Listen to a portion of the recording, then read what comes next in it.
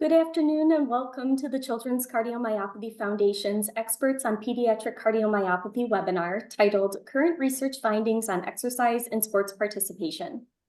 My name is Leah Mumm and I'm the Director of Family and Physician Relations for CCF. We would like to take a moment to recognize our corporate sponsors noted on the slide for their generous and ongoing support of our webinar program and work at CCF.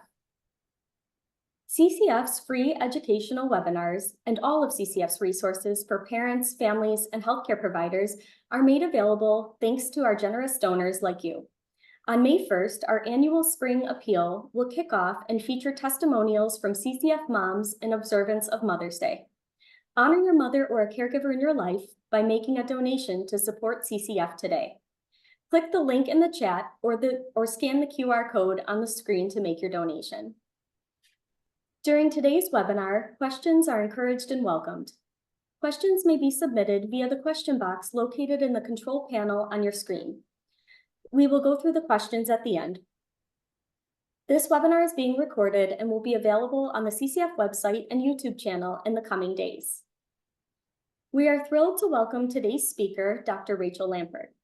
Dr. Lampert is the Robert W. Berliner Professor in Medicine and Cardiology Electrophysiology, and Director of Sports Cardiology at Yale Medical School. Clinically, her focus is on care of athletes with potentially arrhythmogenic cardiovascular disorders and identification through ECG screening. Her research interests include the impact of sports and exercise on arrhythmias in athletes with cardiovascular disease and decision-making for these athletes. Recent studies include live HCM and live LQTS parallel observational prospective registries looking at impact of vigorous exercise on arrhythmic outcomes across the lifespan from children to the middle-aged in individuals with hypertrophic cardiomyopathy and long QT syndrome. Dr. Lampert went to medical school at Vanderbilt and did residency and chief residency at Bellevue, NYU. She did cardiology and electrophysiology fellowships at Yale. Thank you, Dr. Lampert, for joining us today. We're pleased to have you. Leah, I will now turn things over to Dr. Lampert, who will begin her presentation. Leah, thank you so much to you and to the Children's Cardiomyopathy Foundation for inviting me to speak today. Let me just get all of this going here. Okay, so you're now seeing just my slide, right? Yes, that's correct. Okay, so I'm going to be talking today about current research findings on exercise and sports participation in cardiomyopathies. And I'm going to focus first on hypertrophic cardiomyopathy, where we have the most data, but then also speak about dilated and arrhythmogenic cardiomyopathies, which also include ARVC. So starting with hypertrophic cardiomyopathy, prior to 2020, the answer to this question about research findings for cardiomyopathies was it was a really short answer there, basically wasn't much. And based on that lack of data, guidelines were extremely restrictive. So starting in 1985, the guidelines, which at that time were called the Bethesda guidelines, which doctors used to kind of look things up for their patients and say, yes, you could participate, no, you can't, basically said no way, no how. 2005, same thing, hypertrophic cardiomyopathy, no way, no how. And 2015, we're still saying, or they're still saying, no way, no how. They all end with maybe 1A sports. So what does 1A sports mean? So basically, when we talk about sports, we think about their static component, which is like anaerobic and or resistance, and their dynamic component, which is aerobic or cardio. So 1A is the least of all of these: billiards, bowling, curling, golf, riflery, things you didn't even think about probably were even sports. And while our elected officials, maybe this is the only bipartisan thing going on right now, our elected officials enjoy these sports, many of you and our patients really want to do things that are more active. So before we get into the data on sports itself, I think it's really important to understand, and this is something that I think everybody in the audience probably doesn't even need this part of the talk. Restriction from sports is not benign. And I'm going to be talking off and on through this talk about a recent document that the Heart Rhythm Society put out on arrhythmias in the athlete that includes arrhythmogenic cardiomyopathies. And one of our top take-home messages was just this: restriction is not benign. There are downsides to restriction from sports. So we all know that kids who are active, they're not only physically healthy, but they do better in school, they have less risky behaviors, and they go on to have kids who are active too. And sports build so many of the qualities that we want to see our children develop. There's actually been some studies about the downsides to restriction. This is an old study that looked at athletes who had been restricted from sports, not because of heart problems, but just because of your basic injuries. And they found that, and they compared the athletes who were playing to the athletes who were sidelined with these injuries to sort of standard couch potato college students. And they found that the athletes had the highest quality of life, both physical and emotional. But the injured athletes who had been held out had the lowest quality of life, even compared to those who were not active at all. And this is a really, I found this a very sort of moving article that it was not about cardiomyopathies per se, and it was not about sports, but it was really about it was a qualitative study about how kids and adolescents with ICDs were doing. So in a qualitative study, they just sort of asked people questions to find out what people are thinking, very open-ended. And what they found was that for these kids and their parents, being restricted from sports was one of the hardest parts for them about having an ICD. And so again, this is something that I think for many people in the audience, hopefully not everyone, will resonate. Here's a 15-year-old with HCM. I couldn't do sport. I was into it. Every kid runs around. I was crying. I felt like I wasn't normal. That's all the child. And then here's the mom saying, you see her cry and say, my life is over, and I wanted her to go back to what she enjoyed. So what data do we have for the athlete who is diagnosed with cardiomyopathy and wants to continue to be active? So we need to weigh the safety, the quality of life, and what data do we have so far? So data have begun to accumulate since those guidelines, most recently in 2015. So I'm going to go through kind of what we have, what's out there, what data do we have.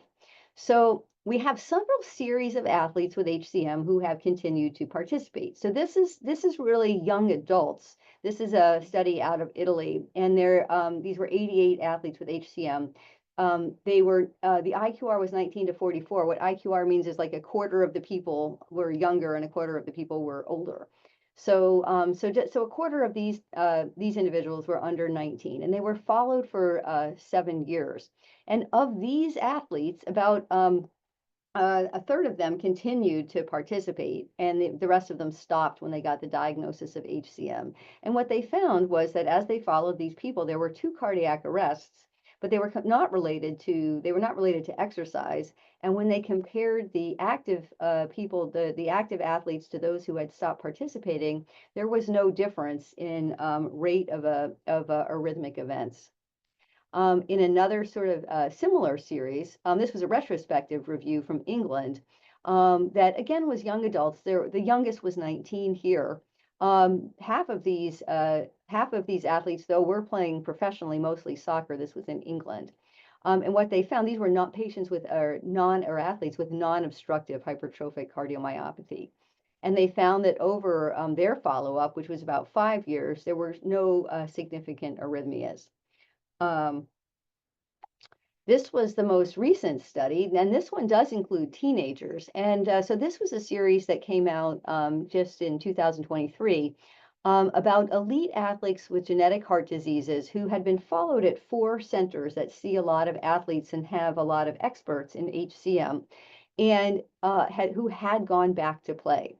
So overall, there were 76 of these these athletes, and their mean age for this study was 20, meaning, so that means that half of them were less than 20. So these are a lot of teenagers, and these were elite athletes, which they defined as they were really either playing like an NCAA Division I, or they were professional, or really high performance athletes. In this group, a large number of them had HCM, the largest single number. There were also patients with dilated cardiomyopathy, and a handful with arrhythmogenic cardiomyopathy, and a handful that defined themselves as ARVC as well. And we'll talk a little bit about what those terms, how they sort of overlap. So in this study, these were these 76 athletes that were really playing, and there were only 2 patients that had arrhythmias. And one of them was completely unrelated to exercise. The other one was during exercise, but they had an ICD and they were shocked and they did okay. So this is another study. Again, just a series of athletes. How did these people do? So we also have data that's from a subgroup of a prospective series that I had led on the safety of sports for athletes with defibrillators.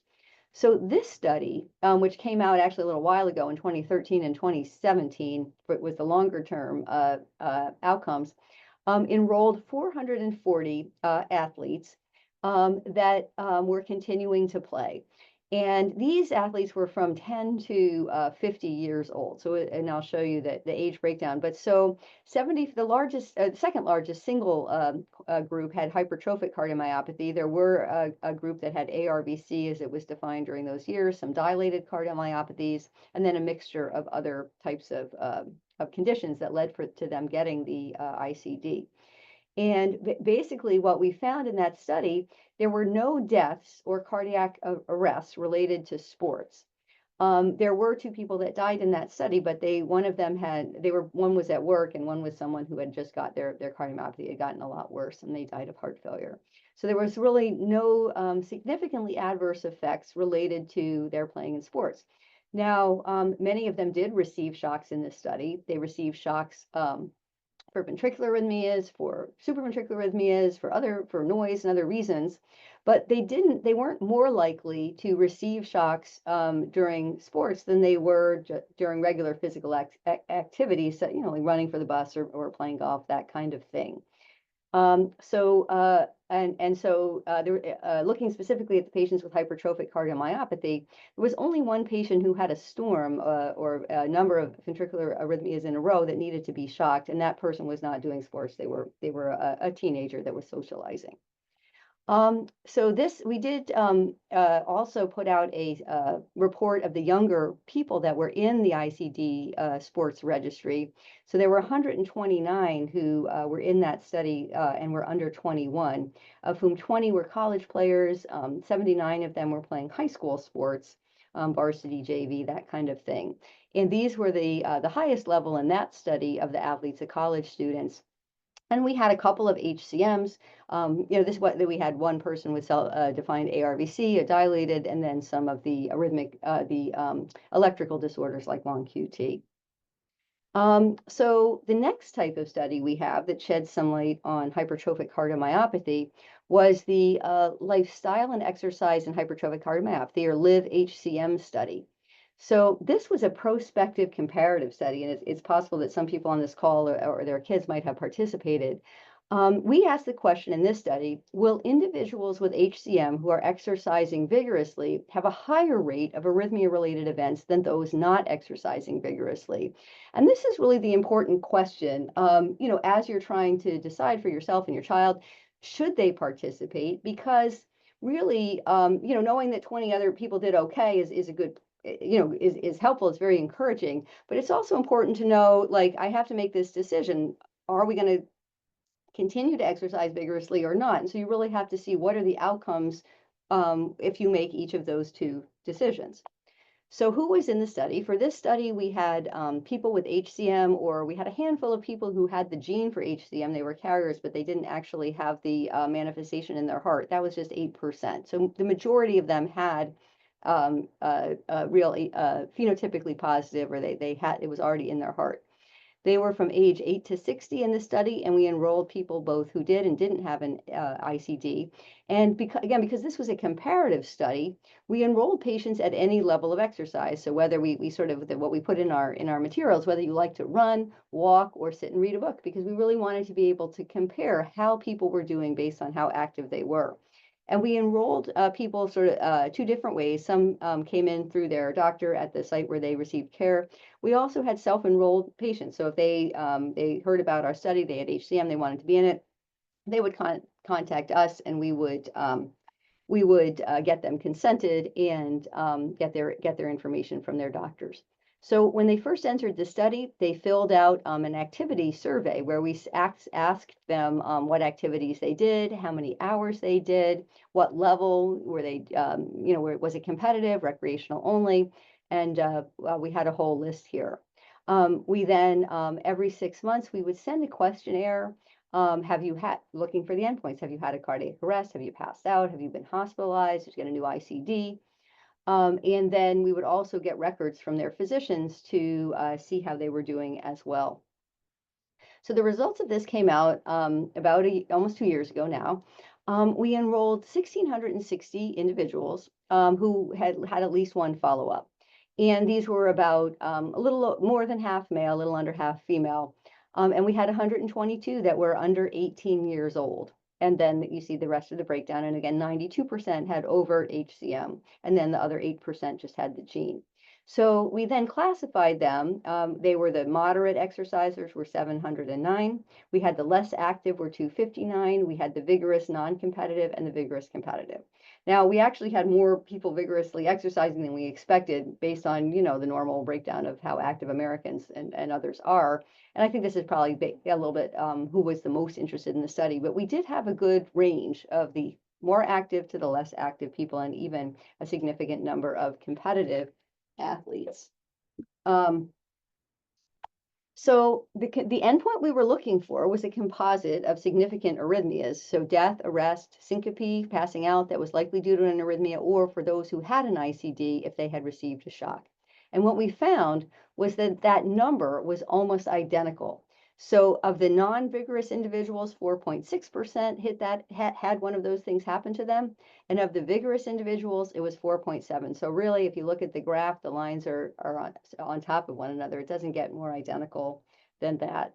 When we also looked more in depth at the younger people, this appears in the study, but we will be putting out a paper just on the younger people, but right now you can find it sort of through the main study. So basically, this shows everyone who participated. So of under 18, we had these number of vigorous, these number of non-vigorous. This is the middle group, and then the adults over 25. So these were those who were participating in general in vigorous activities. The most common was the most common was baseball and softball. We had basketball players. We had pretty much everything. We had some swimmers. We had people running, doing track and field, playing soccer. We had a fair number. So we had just a few tackle footballs, a few more touch footballs. So we really had kids doing everything that kids do. And this was the endpoint of events for the participants age 14 to 22. And again, this was just the ones who had the full overt manifestation. So we did not include in this group the ones that just had the gene. And what we found was that so we had 56 of these kids who were like varsity or traveling team type athletes. And there was one that had an event for a rate of 5.7 per 1,000 person years. The other of the group that were vigorous exercisers but weren't doing varsity sports, it was 0. And then for those who were the less active, there were actually more events. Some of these may have been had more shortness of breath or that type of symptom.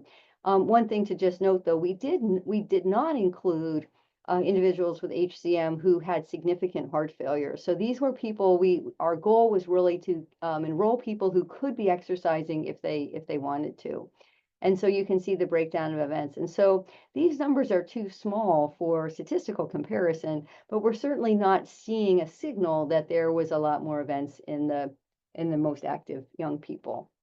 So in summary, we saw that for these individuals with HCM, those engaged in vigorous exercise did not experience a heightened risk of these arrhythmic events compared to the less active, including those who were doing competitive sports. And overall, it was also very encouraging that the overall event rates were very low, with less than 5% experiencing the endpoint over 3 years. And that included patients that already had ICDs. There were very few cardiac arrests or deaths in this study. So these data did not support universal restriction of vigorous exercise, and will inform but they should inform discussions between patients and physicians about vigorous exercise participation. And we really emphasize the importance of expert assessment and management of HCM, and we'll talk about that more a little bit later too. And really the importance as well of shared decision making. And if there are people on the call who participated in the study, the biggest thank you. I'd really like to thank everyone. So there's some unanswered questions, and I'd like to specifically talk about the question about left ventricular outflow tract obstruction, because this is one that comes up a lot. So in general, the data are conflicting about whether left ventricular outflow tract obstruction is a risk factor for sudden death in hypertrophic cardiomyopathy. The data are conflicting. When we think about risk assessment in general, which is really asking the question, are people with this disease at high enough risk of having sudden death that they need a defibrillator? So we work out all of these risk assessment schemes. In the United States, the outflow tract obstruction actually isn't in that algorithm or scheme. In Europe, and it is. So those data are really conflicting. We know now what to do with the symptomatic person, athlete, young person. Well, young people, it's actually still in studies, but we know that at least for people over 18 who have symptomatic obstructive hypertrophic cardiomyopathy, that this new class of drugs, the cardiac myosin inhibitors, the two that are out there now are mavacamten or Camzyos and aficamten, will improve symptoms in those sorry about that, that those two medicines will improve symptoms for outflow tract obstruction, at least in those over 18. And there are ongoing studies for the pediatric population with these drugs. I think a question that we really don't have the answer to, particularly with athletes, is whether we should be treating the asymptomatic patient with outflow tract obstruction who wants to go back to play. And I think that's a really important question for ongoing research. And there is some ongoing research, not just for this question, but in general for athletes with cardiovascular conditions. There's an ongoing series, or I'm sorry, an ongoing registry called ORCA, or the Outcomes Registry for Cardiac Conditions in Athletes. And this is one that people, like our LIVE study, people can enroll in this study themselves. So you don't have to be at a site that is participating in any particular way. You can contact the study team. You can use this QR code, but you can also just, if you just type, work a study into your search box, it'll take you to the website, and you can see how to register if you or someone wants to be in it. So based on these data, what are the experts recommending now? So we have a lot of experts out there who have a lot of opinions, and there's three current guideline statements that address this question. So in 2024, there was the guideline for the management of hypertrophic cardiomyopathy, which is it's like focused on HCM in particular. So it addresses all different aspects of HCM care, treatments, evaluation, and then just one section of it is about sports participation for those with HCM. So what that guideline decided upon as of 2024 was what we call a class 2 indication. So class 1 indications are things that you can definitely do. Class 3 are things that you shouldn't do, and the 2s are sort of in between, things we can think about, talk about with our patients. So the HCM guideline 2024 says patients with HCM who are capable of a high level of physical performance, they can participate in competitive sports, again, reviewed by an expert provider, experiencing managing athletes with HCM, ongoing evaluation, and shared decision making. And we'll talk more about that in a little bit as well. Now, the second guideline was the Heart Rhythm Society one that I was involved with last year. And here we gave it a version of a class 2. We actually said it's reasonable, and again with appropriate therapy. EAP stands for Emergency Action Plan, and so we also gave this a class 2. Now there was a third document that came out just this year that was called the Clinical Considerations for Competitive Sports Participation for Athletes with Cardiovascular Abnormalities. And this one was an athlete-focused document, so it kind of went through sports participation for each type of cardiac entity, of which HCM was one. So I think what is the language, and this one, I was part of this group, we came up with reasonable to consider.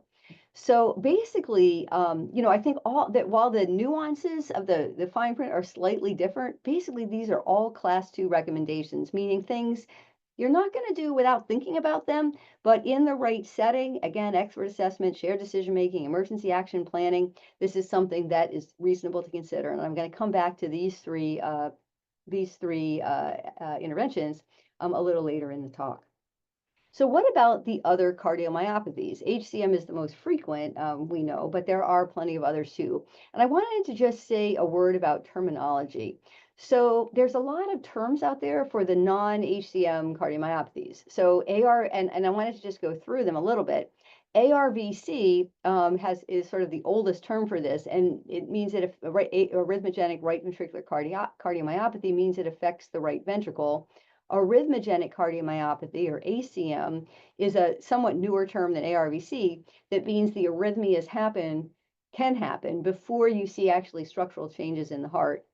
And finally, we have dilated cardiomyopathy, and that means that you can have arrhythmias, but they only would occur after like the structural changes in the heart are already seen. Now, I think that this terminology is evolving. And as the heart rhythm statement on ACMs in 2019 shows in this table here, there's really a lot of overlap. And, some entities are only in the right side, others are only in the left. They have different mechanisms, but for the most part, there's a lot of overlap. And I think rather than being sort of focused on, am I this one, or this one, the terminology, again, is evolving, and it's really the actual gene itself that really gives the most information because they all present slightly differently. So we have a little bit of data on what has been called ARVC, which are mostly genetically, mostly related to variants in what's called the PKP2 gene. And so these data are from the Hopkins group that really has developed the most data on this. And for individuals who have PKP2, the way they did this study was they have a very large group because they're an expert center at Hopkins for ARVC. So they had a very large population, and they went back and asked them retrospectively, like in the past, how much exercise have you done throughout your life, and then how much are you doing now? And what they found for PKP2 was that those who were the most active were more likely to develop the disease at a younger age. They were also more likely to develop heart failure, and they were more likely to have arrhythmias. And what they also found was that those who stopped that when they were diagnosed were then moving forward also less likely to develop heart failure or arrhythmias. So based on these types of data, basically the guidelines have said athletes with a definite diagnosis of ARVC, a borderline diagnosis, a possible diagnosis, should, again, just do those 1A sports. Now, there's a gap, though, between what the data show and where the recommendations take us. So the data are really about long-term endurance sports. So we've got triathlon, but the individuals who had really spent like years and years doing triathlons, rowing, running, and really had logged many hours throughout their life doing these types of endurance sports. 1A, as we said before, is these really like non-sports. And so, if there's any cricket players out there, apologies, but these are, kind of not what we really consider major sports. But there is a lot in the middle. And, this is really, there's a lot in the middle. And we have a little bit of data that basically, this is Cindy's data, Cindy James' data on competitive athletes. So with competitive athletes, especially triathlons, we know that doing years of triathlons are not the way to go if you have a PKP2 variant. There was further data that showed that that looked at the minimal AHA recommendation, which is basically like the 10,000 steps per day kind of thing, and did not find there was any downside to that minimal amount of exercise. The data on recreational athletes has been kind of all over the map, and we really need more data on that in-between group. So there's a lot of things that we all like to do that aren't triathlons, but they're more than 10 steps per day. And that's something that we really need to get more data on in this population. It's actually something that we're hoping to do moving forward, is to try to get us, where in that middle group or middle range of exercise can you do safely. There's also an increasing recognition that not all cardiomyopathies are the same. And so this has really followed our evolving understanding and knowledge about the genetic underpinnings of so many cardiomyopathies. And this statement on the arrhythmogenic cardiomyopathies in 2019 really brings out limited genotype specific data from which to make exercise recommendations for other ACMs that aren't that PKP2 one where we have all of so much data. So in our Heart Rhythm Society document from last year, we really emphasize the importance of making these decisions and having these discussions based on the genotype. And so this is a table that was put together by Cindy James, who was part of this document, that really goes through like gene by gene. What is the data that endurance exercise will increase arrhythmias, make it more like make the heart the structural problems more likely to progress, and what is more likely to actually bring out that structural change in someone who just had the gene before. So the data for PKP2 they just showed you is pretty good. We get like 3 pluses for each of these. On the other hand, for lamin A, which is another common type of cardiomyopathy, or at least among cardiomyopathies, it's not too uncommon. Um, Basically, we have very little data, or much less so than PKP2. For other forms of these, we really either have no data, these question marks. There are some places where we actually have data that exercise probably isn't going to worsen all of these things. So it's really important to to get that genetic testing if you have a cardiomyopathy, so that we can really tailor exercise recommendations around what that gene is. And so this just gives an example, not to you're going to look up this graph necessarily, but this is how we describe this in this document, where we really went through what's your gene, what gene do you have, what does your heart look like now, and for HCM, for the ACMs, and for the DCMs, and to really look at the recommendations based more specifically. And this is another place again where we really need more data gene by gene, what is the risks of exercise. So I'd like to talk a little bit about moving from can you play with these types of problems to how can you play. So for the defibrillator story, this has really moved in a very positive direction. So for years, I was giving these debates. This is one in the literature, but also in scientific meetings. We were like constantly debating: should patients with defibrillators be allowed to play or no? And someone would take each side. But more recently, the talks that I've been giving are very different, supporting sports in the pediatric population with ICDs. Here's one that I gave to physicians working for Major League Soccer, MLS. Like, what are the return to play considerations? So like this is Christian Eriksen. Some people may know. I don't know what his underlying problem is, but he had a cardiac arrest. He got a defibrillator, and now he's back playing professional soccer. And from what they say, he's like really good. So, we're really now talking about like how can we support these people with defibrillators to go back and play. So, for cardiomyopathies, the data we have are not at the same level as the data that we have for defibrillators in general. But I think we can start at least thinking about moving from if to how for at least some of the cardiomyopathies. And again, I think, we really need to be very gene specific here because they're all different. But there are a couple of common things that we need to be thinking about as we are thinking about whether a given individual or young person can go back to doing sports.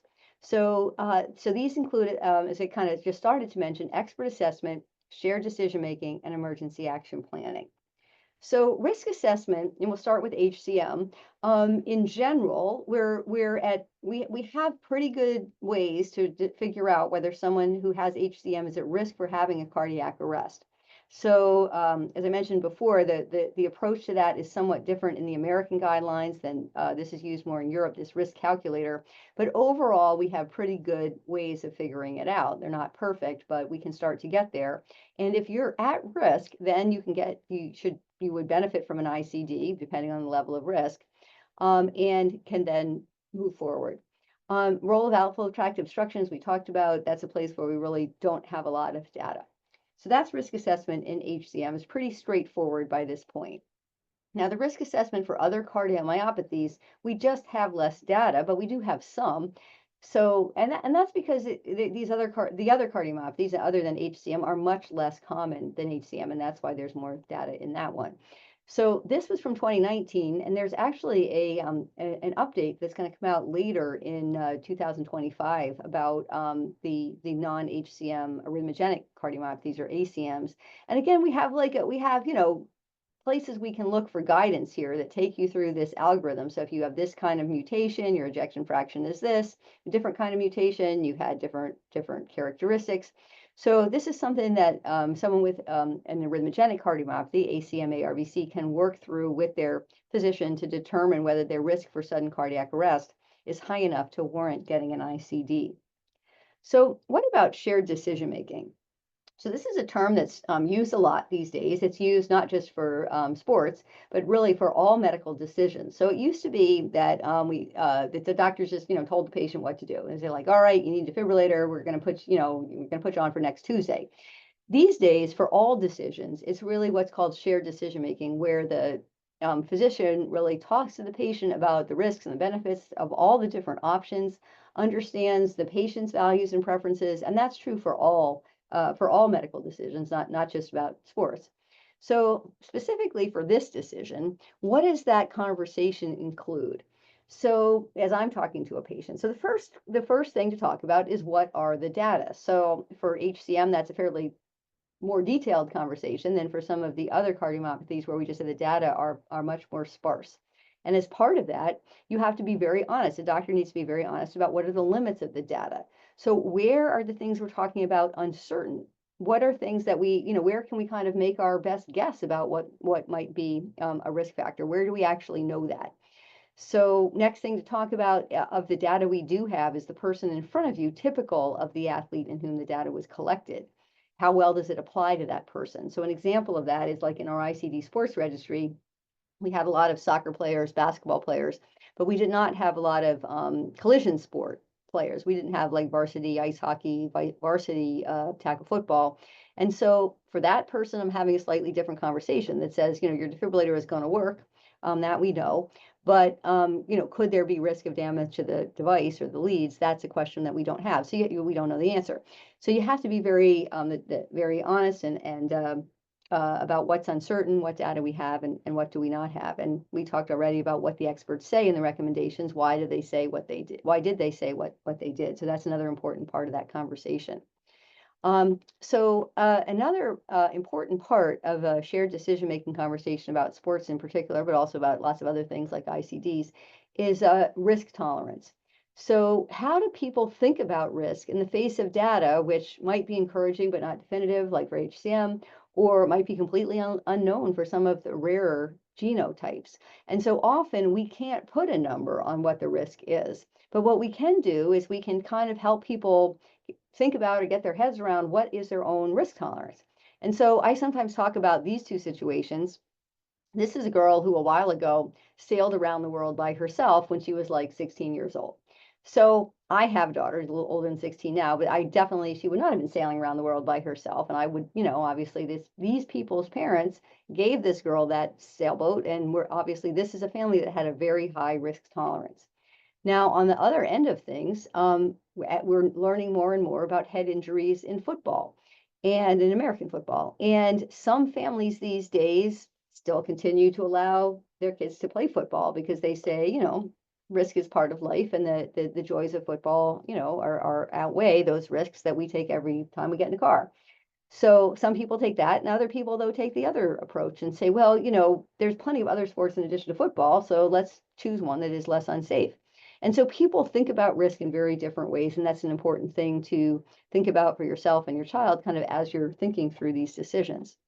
So one thing I just want to bring up quickly is the role of a home AED in these decisions. And this is something that the pediatric community, I'm an adult electrophysiologist, but the pediatric community talks a lot about this. And it's something that we don't really have data on one way or the other, but it's something certainly that to talk about with your physician or your child's physician in general, and if you're thinking about them going back to sports. And again, this is felt to be recommended by some, not recommended by others.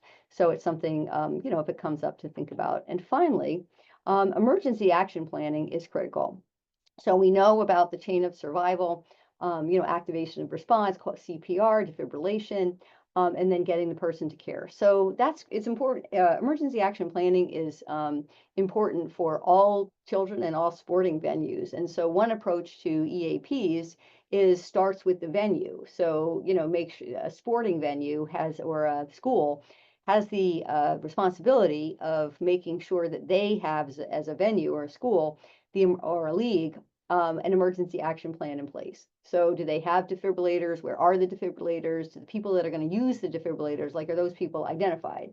So you really have to kind of lay all that out beforehand, because it might be that there's a defibrillator, but it's, locked up in the training room. That's not going to be very helpful. Or it might be that it's, on site, but everyone thinks everyone else is the one that's supposed to get it. And so really planning this out very specifically is important in general. And then if there is a situation where a specific athlete, whether a child or an adult, is returning to play with a cardiovascular condition, then we recommend that that person or that family also make sure that they know what that plan is. Doesn't mean that you are the plan, but it means that you should be working with the league and make sure that that type of plan is in place. So I will stop here and leave a little bit of time for questions. I'm going to unshare. Leah, should I stop sharing? Yes, you could stop sharing. Perfect. Thank you. And thank you, Dr. Lampert, for your very detailed presentation today. We've now reached the question and answer component of the webinar. If you have questions for Dr. Lampert and have not done so already, you can type them into the Q&A box on the control panel of your screen, and we will read them aloud. Please remember to keep your questions to a general nature, as our speaker cannot comment on individual cases. And in the event that we run out of time, we will attempt to have your questions answered offline following the webinar. Dr. Lampert, we had some questions coming in advance of this webinar. One of them is, can you comment on the risks of direct blunt trauma to the chest in the pediatric cardiomyopathy population? So there's not data to suggest that individuals, so when we're thinking about trauma to the chest, we're thinking about commotio cordis, which is a situation where trauma or, well, so I guess there's a couple questions around trauma. So one is commotio cordis, where it is where a ball or somebody's shoulder like hits the heart at the right time to create an arrhythmia. That's actually now, it's in the public domain. That's what happened to Damar Hamlin when he had his cardiac arrest. And so there's really no evidence that somebody with a cardiomyopathy or electrical disease would be more prone to having commotio cordis happen than somebody else. The next issue with trauma is like a actual trauma damaging the heart muscle. That's really rare. People who are in like a major motor vehicle accident, bash their chest into the steering wheel, can sometimes get a cardiac contusion, but really almost unheard of in sports. Finally, the issue of trauma comes up in someone who has a defibrillator, and that's something that you need a fair amount of trauma to damage a defibrillator system. We did not see an increase in lead survival or system damage in the ICD sports registry in the soccer players, basketball players. But again, we didn't have like hockey players where there's really a lot of collision. Thank you very much. We have another question. Does the research show any different risk for exercise in apical HCM? We don't have the answer to that question yet. Apical HCM does carry risk similar to obstructive HCM or other forms of HCM in general, aside from sports. There are specific risk indicators for apical, which are some of them are the same, and then there's some additional risk factors for apical HCM, like presence of an aneurysm. I think once that person with apical is appropriately risk assessed, I don't think there would be likely to be a difference in risk of vigorous exercise in sports, but we don't have that answer yet. Okay, thank you. We have another question. Could the stress of sports cause idiopathic DCM to resurface in a child who previously experienced a spontaneous recovery? So that's a good question. I think, one of the things I would just say about DCM recovering, as I mentioned in a couple of slides in the middle, our understanding of DCM and arrhythmogenic cardiomyopathy is really evolving quite a bit. And I think it's important, which kind of whatever diagnostic name you have, to understand whether you know what the genetic basis is. Now, sometimes there's cardiomyopathies where you do the gene testing and you don't find one. Doesn't mean it's not familial. It just means, it's a gene that hasn't been identified yet sometimes. But I think so with some of those types of cardiomyopathies that come and go, Sometimes those are genetic ones, and some of those genetic ones are related to exercise, but others may not be. And so I think it's really an individual decision or I should say, an individual assessment and decision that really depends on very specifically, what type of cardiomyopathy you have. Thank you. Are there any specific indices to differentiate between an athlete's heart and a true cardiomyopathy or LNV or LVNC specifically? Yeah, so that is a great question. Kind of a topic that somebody else could talk about for a full hour as well. Um, so sports themselves cause changes to the heart. So resistance types of sports, or static sports, anaerobic, weightlifting, basically are an increase in pressure on that heart. Your blood pressure goes up, the heart has to work against more blood pressure. And so that causes the heart to thicken a little bit. And with other types of exercise, the endurance exercise, the heavy aerobic exercise, cardio, because you need more cardiac output, more blood going to your muscles, that causes the chambers of the heart to get a little bit bigger. And so there is a lot of overlap there between athlete's heart and the pathologies that are related to these types of cardiomyopathies. And so there are specific things that people look at. One of them is like what we call diastolic function, meaning how well does the heart relax. There's other certain, sort of very specific ways to get that sorted out. But I think it really emphasizes the importance of having someone that knows what HCM looks like or ACM looks like, and someone who also knows what an athlete's heart looks like, because those two can be easy to confuse. And so you definitely want someone that knows what they're looking for. If children undergo successful surgical procedures such as myectomies, how does this impact their ability to safely participate in rigorous sports? So that is another major unknown. So in general, the extent to which myectomy is protective against sudden cardiac death and sudden cardiac arrest is it's not known 100%. And so it's a very individual decision. We don't have data on that. We did have some people with myectomies that had been in the LIVE study, not a lot. So we will be looking at them, but definitely major place for further research. Great, thank you. We have some questions that came in through the Q&A panel here. One of them is, are there any higher risk HCM patients that live HCM identified or for whom you may be more wary to allow participation in competitive sports? And what about someone with fibrosis on MRI, but not necessarily severe hypertrophy or other risk factors? So the first step in that question, I'm going to kind of take the second one first, is the second part, is the risk assessment for defibrillator comes first before the risk assessment for sports. And in general, if you take all of the risk factors that we have, if someone has none of those risk factors, their risk of a sudden cardiac arrest isn't zero. In HCM in general, it's 0.5% based on at least some studies. So even if you don't find any risk, the risk is low, but it's there. Whether exercise and sports increase that risk, that's not what the LIVE HCM study did not suggest that to be the case. And I think that it's really important. There's a lesson from LIVE that I think is important to think about, which is the risk in LIVE wasn't zero. So 4% of the people in both groups, the active ones and the inactive ones, did have arrhythmic events. Some of those were even cardiac arrests. What we saw, though, was that while an occasional person did have their cardiac arrest when they were running, the less active people had the same number of events, just not while they were running. So there's there are people that we all know, for example, that get taken out of sports and then they have a cardiac arrest at the mall, or they have their cardiac arrest someplace else. And so we see what happens on TV. We see that athlete go down on the field, and even if they're not on TV, we hear about it in the news. Whereas when just some person just has a cardiac arrest at the mall, it doesn't get in the news. And so I think that it's very important to really recognize that HCM is not a condition which is free of risk.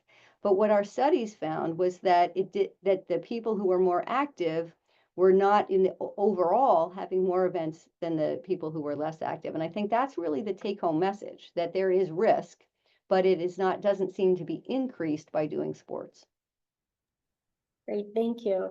Another question is, are you familiar with PaceGuard, a protection for ICDs and for those who participate in sports?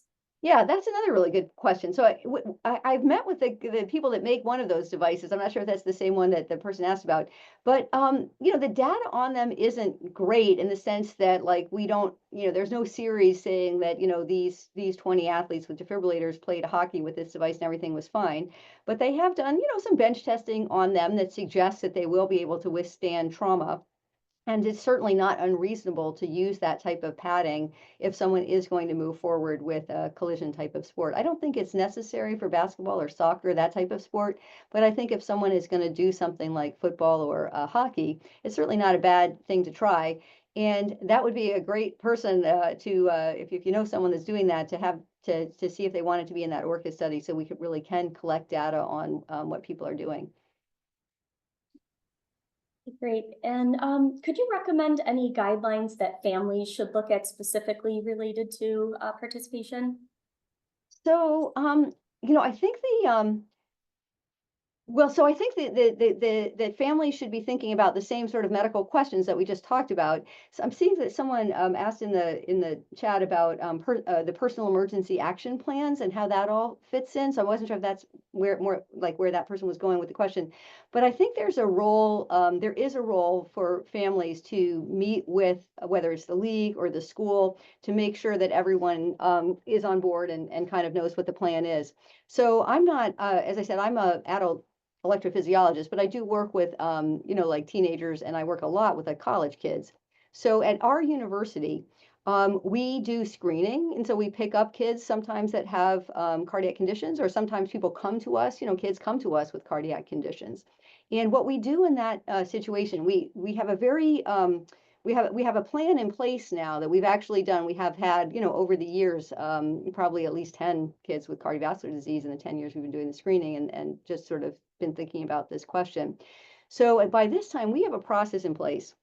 So whether we've just found the diagnosis or the kid comes in with the diagnosis, we have a meeting basically with all of the people that are involved in that student's care. So at the college level, this is how we do it. We have so at that meeting, there's myself as like the cardiology expert, there's the team physician, there's the trainers, and then the student and their parents are sort of all in one room. And what that does is it gives us a chance to talk about the risks and how we're hoping to mitigate against them, the types of things we're going to be doing as far as AEDs and you know, trainer awareness, that type of thing. It gives the trainers a chance to ask questions so that you know, everybody, so that they know what's going on, and it gives the parents and the student chances to ask questions as well. How are you, you know, how are you trying to keep my child safe? Doesn't mean that there's not a guarantee that we're going to be able to keep the child safe, but what it does do is it says that that we are doing, you know, everything that we can to mitigate any risk, and of course, if we think that this risk is something that is acceptable. So so we definitely recommend that type of involvement of the family, and we do it. Now at the high school level, or younger, I think the family has to take more to be more proactive, because, you know, at a college level, sort of everything is very, you know, controlled, and the college puts in, you know, rules, and so it's very easy to make this happen. I think that at the high school level, though, I would, as the parent, try to make that same thing happen, so that the high school might not come to you and say, we want to have this meeting, but it would be something that you could do as the parent, to say, I really want to get everybody in the same room. I want to talk to the coach and the trainers, and, you know, make sure that and the doctor, and see if you can make something like that happen. So I think there is a big role for the family in sort of helping to put all of that together. And again, that doesn't mean that you're the one that has to like do the whole thing, but it is I think an important involvement to get all of the stakeholders talking to one another. Great, thank you. Are there any plans to do further research on patients with outflow tract obstruction? Well, so the first thing we're doing is we haven't with Live HCM, we did have a fair number with obstruction, and we haven't looked at it yet. The study is, you know, just finishing really. So we're starting to do the sub-analyses where we start to pull apart like what, sort of specific questions we can answer in addition from this data. So that's something we may learn from there. I think too is with a symptomatic person, I think even in the pediatric population, I suspect it will turn out that the myosin inhibitors are beneficial. So I think with a symptomatic person, you're definitely going to be treating that outflow obstruction anyway.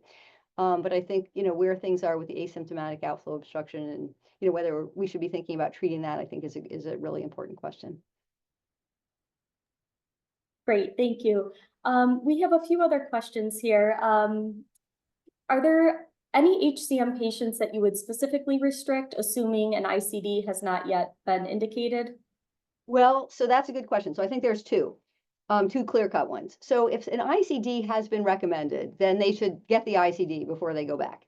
So I think that's one clear-cut group. And in general, it kind of depends a little bit on which type of ICD ends up, being the one that you and the physician choose.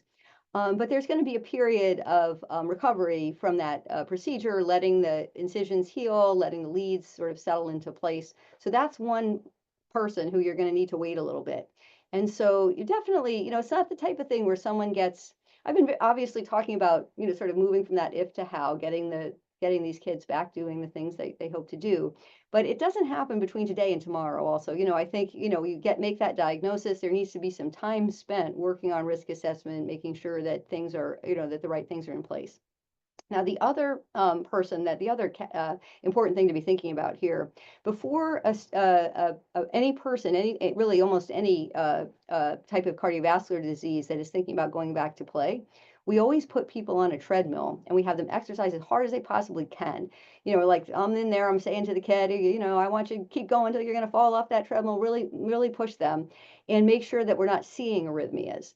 And so, and there's other issues too with defibrillators, make sure they're programmed okay, but we really want to make sure they're not having arrhythmias. And so that's something else that we would be doing before, sort of moving forward. And then the last place where we're really thinking about is if someone has an arrhythmia, whether they already had a device or they don't, you want to make sure that arrhythmia has been treated. So if someone got a shock, you want to make, there are ways that we have to treat ventricular tachycardias, or sometimes they might have AFib, get a shock for that. We have ways to treat those aside from athletes. And so, just in everyone, we would want to make sure that any treatments needed to suppress arrhythmias have happened. And so that's another time that we would say, we need to wait. Great, thank you. We have time for about one more question here. There's one in the comments. Have you studied any specific Noonan genotypes? We didn't in Live HCM because they were sort of a different group, and we were trying to keep the group sort of similar to one another so that we can draw more conclusions. But it is an important question, I think, as we're moving forward and looking at different types of cardiomyopathies, different genetic underpinnings to study that group. Great, thank you so much, Dr. Lampert. So we have reached the end of today's session. Thank you all for participating in this webinar. I wanted to again extend our thanks to Dr. Rachel Lampert for joining us and for providing such a comprehensive presentation on current research findings on exercise and sports participation. We are very grateful for your time and expertise. The recording from today's webinar will be available on our website and YouTube channel in the coming days and will be forwarded to attendees in a follow-up email. In the meantime, please feel free to reach out to us by email or connect with us on social media. If you have not done so already, we encourage you to register with CCF to keep up to date on CCF webinars, awareness events, and advocacy initiatives. To register, scan the QR code on your screen or click the link in the chat to get started. Please stay tuned for our next webinar, Understanding Clinical Trials, What Parents Need to Know, featuring CCF's Vice Chair of Medical Advisors, Dr. Joseph Rossano, which is scheduled currently for Friday, May 23rd at 12 p.m. Eastern Time.